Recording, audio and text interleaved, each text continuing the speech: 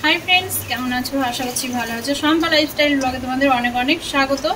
तो चले आसलाम नतून आबार एक ब्लग निये। और ब्लगटा एखन कटा बाजे, एखन बाजे 8:30 और ब्लगटा आमि एखन थेके शुरू करेछि रात्रि 8:30 बाजे। ठीक आछे, एखन थेके ब्लगटा शुरू करलाम। तो एखन थेके कि करब ना करब तोमादेर साथे सबटाई शेयार करब। तो एखन होच्छे आमि आटा माखते आसलाम, रुटी भाजबो। तो रुटी भाजबो, दादा रुटी खाबे, মানে আমরা খাওয়া দাওয়া করে বের হবো। তো আমি আজকে ভাবছি একটা রুটি খেয়ে যাব, দূরের রাস্তা তো। আর ঘুম টুম হবে না হয়তো, তখন আর খিদে টিদে পেলে না, তখন খিদের জন্য ছটফট করবে। আর বাড়িতে থাকলে হয়তো ঘুমিয়ে যাই সেটটা খেয়ে, খিদে টিদে লাগলেও বুঝতে পারি না। আমার চোখে কিন্তু প্রচণ্ড ঘুম, কারণ হচ্ছে আমি খুব সকালে উঠেছি আর সারাদিন ঘুমাতে পারিনি। তো ভীষণ ঘুম চোখে। দুপুরের যে ছোট মাছের তরকারি আছে ওটা দিয়ে রাত্রে রুটি, এটা দিয়ে খাওয়া হয়ে যাবে রাতটা।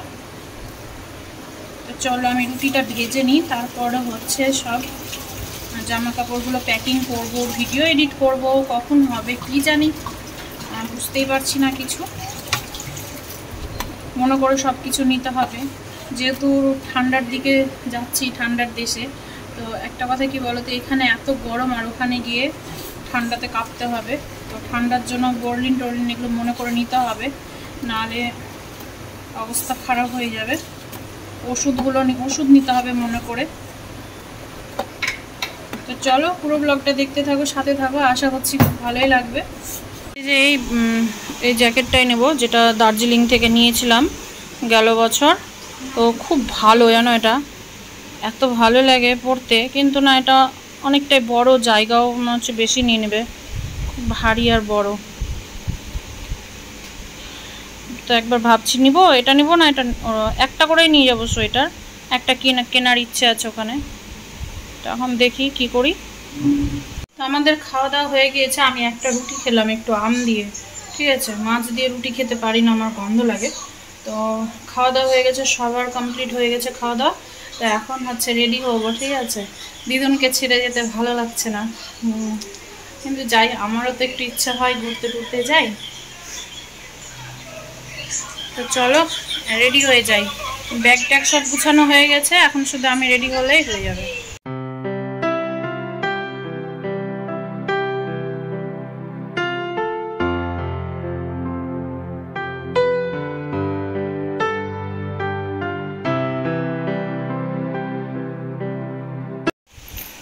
তো হয়ে গেলাম রেডি, ঠিক আছে। তো এখন ঠাকুর করে বেরিয়ে পড়বো। আর হচ্ছে দিদুনকে একটু দেখিয়ে দিই তোমাদের। দুদিন দিদুনকে আর দেখতে পাবে না আমার চ্যানেলে, ঠিক আছে। বাড়ি আসবো তারপরে। দিদুন এখন এই যে মাসির সাথে খেলা করছো।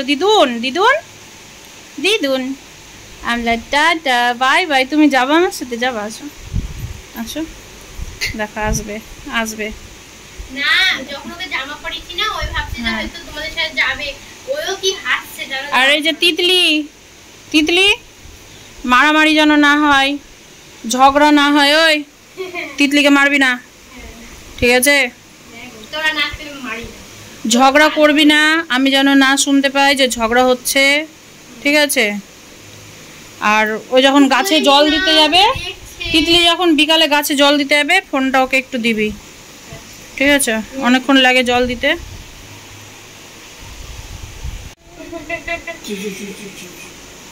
আমার কোলে একটু দাও।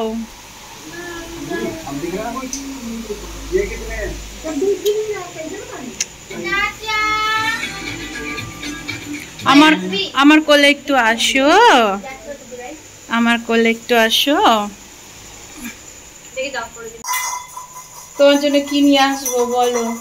সোয়েটার নিয়ে আসবে, সোয়েটার। একটা সোয়েটার দেখতে হবে, বলো। দুর্গাপূজার সময় নিয়ে যাবো আমি, হ্যাঁ ঠিক আছে। গ্যাংটক নিয়ে যাবো, তখন সবাইকে নিয়ে যাবো।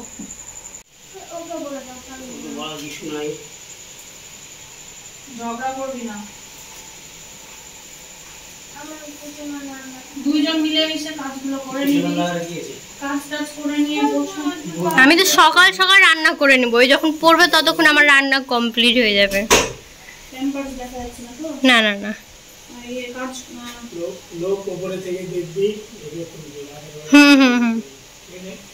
তালা মেরে দেবো এক্ষুনি 2টা গেটে। আমার ক্লিপটা পছন্দ হয়েছে। নে তো বুনু ব্যাগটা রে, ব্যাগ এই যে ব্যাগ ধর। চল চল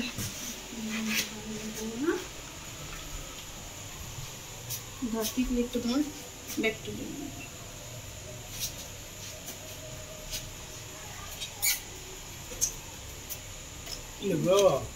বাইরে বের করবো না, অনেক রাত এখন বাজে 11টা কত রে, 11টা কত বাজে?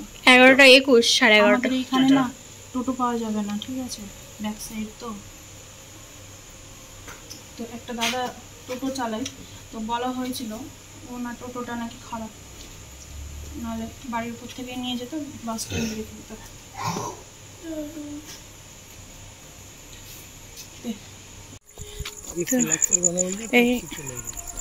এই রাস্তাগুলো কি অন্ধকার দেখো, আর এইদিকে না খুব পোকামাকড় বের হয়, বিষাক্ত বিষাক্ত, এই জন্য লাইটটা জ্বালিয়ে নিলাম। কত দূর হাঁটতে হাঁটতে এসে একটা টোটো এখন পেলাম, বললাম তো রথবাড়ি, তো দাঁড়ালো।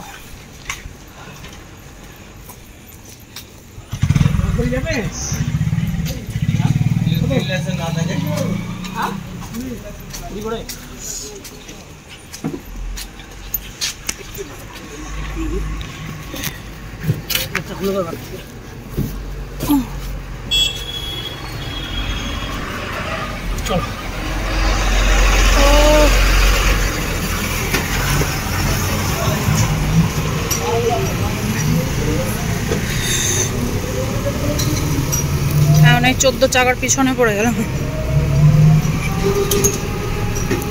চলে এসেছি রথবাড়ি, আর ওই দিকে লাইনটা হচ্ছে কলকাতা,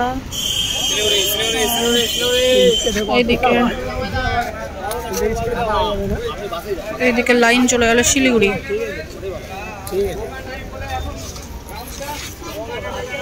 তো স্টেট আসার কথা আছে, যেন দাঁড়াচ্ছি স্টেটের জন্যই। এখন দেখি, একটা স্টেট দাঁড়ালো, শিলিগুড়ি যাবে আসানসোল, তো জায়গা পেলাম না বলতে কি, একজন করে আলাদা আলাদাভাবে বসতে হবে, আর দূরের রাস্তা আলাদা আলাদা বসে তো কোনো লাভ নেই। তো একটা বোলেরো আছে, একই ভাড়াতে নিয়ে যাবে, তো বোলেরোই ভালো তাহলে। তো আমাদের বোলেরো গাড়ি করলাম, আর হচ্ছে 250 টাকা করে নিচ্ছে পার হেড, আমাদের দুজনের 500 টাকা নিবে, শিলিগুড়ি পৌঁছে দেবে। আর পুরো গাড়িটাই ফাঁকা, শুধু একটা দাদা উঠেছে, ওই দাদাটা পুরো মানে যে কয়টা সিট ফাঁকা আছে সেই কয়টা সিটের টাকা ওই দাদা একাই দিচ্ছেন। কারণ হচ্ছে ওই দাদার একটু তাড়াহুড়ো আছে, কোথায় দাদাটার শ্বশুরবাড়ি যাবে, তো ওনার ওয়াইফের শরীরটা একটু খারাপ, তো সেই জন্য খুব তাড়াহুড়োতে আছে। তো আমাকে মানে ড্রাইভারদাকে বললো যে আপনি এক কাজ করুন, যে কয়টা সিট ফাঁকা আছে ওই সিটের টাকাগুলো আমি দিয়ে দিচ্ছি। তো উনি মানে মোট 2000 টাকা দিয়েছে, ঠিক আছে। তো আমরাও অবাক হয়ে গেলাম, তো দাদাটার একটু তাড়াহুড়ো আছে ওই জন্যই করলো। আর দাদাটা নামবে হচ্ছে ইসলামপুর থেকে 10 কিলোমিটার দূরে রামগঞ্জ, তো রামগঞ্জে নামবে। রামগঞ্জ থেকে ওনাকে আরেকটু ভেতরে যেতে হবে, ওনার শ্বশুরবাড়ি, তো সেই জন্যই মানে ওনাকে আবার ব্যাক আসতে হবে। ওগুলোই গল্প করতে করতে আমরা সারা রাত, জানো তো, এই গল্প করতে করতেই পুরো রাতটা পার করে দিয়েছি। আর খুব ভালো লাগছিল, সবাই মিলে গল্প করছিলাম। আর ড্রাইভারদাটা সত্যি বলছি এত ভালো, এত মিশুকে যে কি বলবো, খুবই ভালো ব্যবহার ওনার, এত ভালো ব্যবহার। লাস্টে আমরা ওনার একটা কার্ড নিয়ে রেখে দিয়েছি, ফোন নাম্বার সহ, কোনো অসুবিধা হলে বা কোনো সময় কোনো কিছু হলে, গাড়ি দরকার পড়লে ড্রাইভারদারকে মানে ফোন টোন করা যাবে। আর এই ড্রাইভারদা শিলিগুড়ির দিকে বাড়ি, তো ও ড্রাইভারদা হচ্ছে গ্যাংটক, দার্জিলিং সব কিছুরই ভাড়া ড্রাইভারদা নিয়ে যায়। তো আমরা ওটাই গল্প করছিলাম যে দার্জিলিংয়ের দিকে এখন ওয়েদার কেমন, সব কিছু জানছিলাম। তো বললো, আর জানো তো এই রায়গঞ্জের আগে থেকে কি বৃষ্টি শুরু হয়েছে, আর আমাদের মালদাতে একদম বৃষ্টি নেই, আমি তো অবাক। এই আমাদের মালদা থেকে 1 ঘন্টা দূরে সেইখান থেকে শুরু হয়েছে বৃষ্টি। এবার তোমাদের একটা কথা বলি, দাদাটাকে 4:30-র দিকে রামগঞ্জ পৌঁছে দিয়েছিল ড্রাইভারদাটা। তো ওইখান থেকে মানে রামগঞ্জ জায়গাটা নাকি বলে এতটাই ডেঞ্জার যে ওইখানে মানুষ একলা পেলে না অনেক বড় ক্ষতি হতে পারে। তো সেই জন্য ড্রাইভারদা আর এই দাদাটাকে একলা মানে ছাড়তে পারছিল না।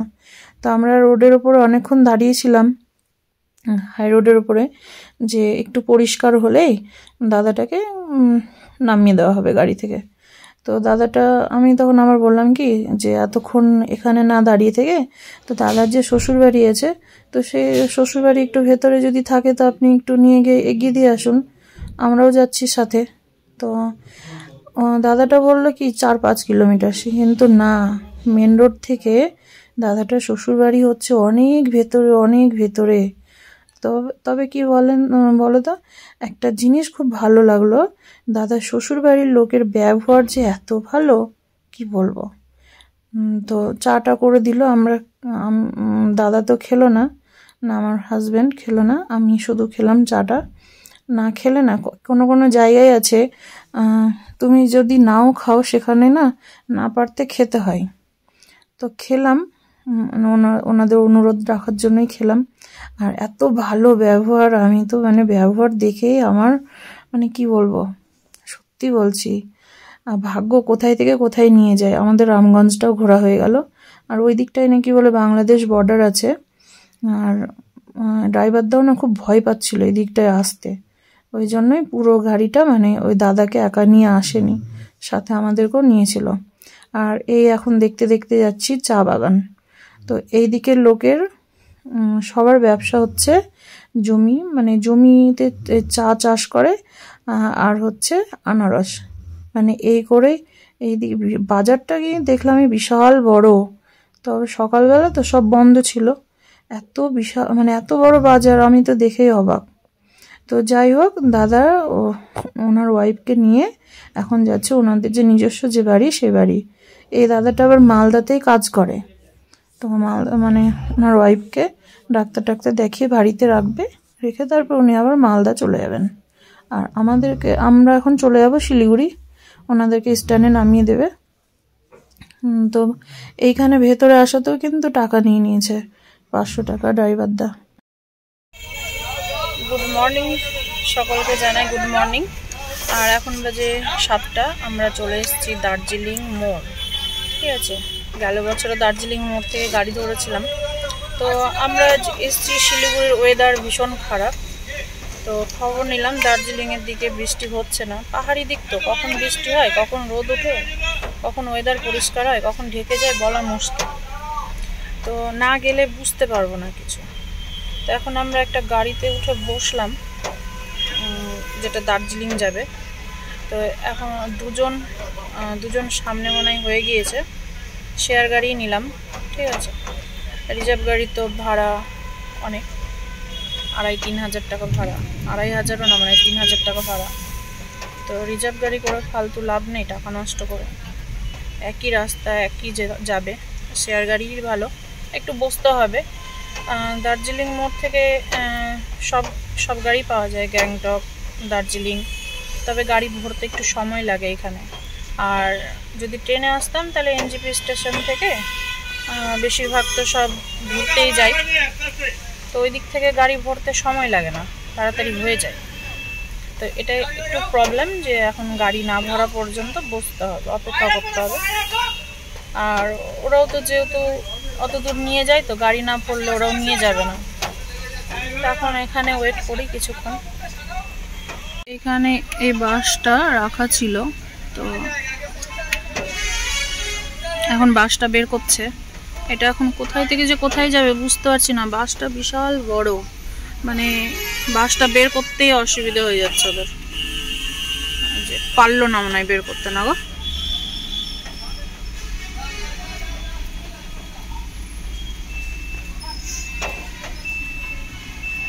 শিলিগুড়ি লেখা ছিল বাসে, কিন্তু শিলিগুড়ি থেকে যে কোথায় যাবে ওইটা আমি আর খেয়াল করলাম না তখন। বাসটা সেই বড়।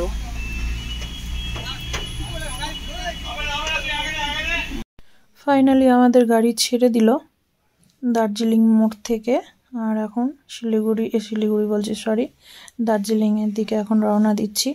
তো ওয়েদারটা দেখতেই পাচ্ছ, শিলিগুড়ির ওয়েদার কত বাজে আজকে।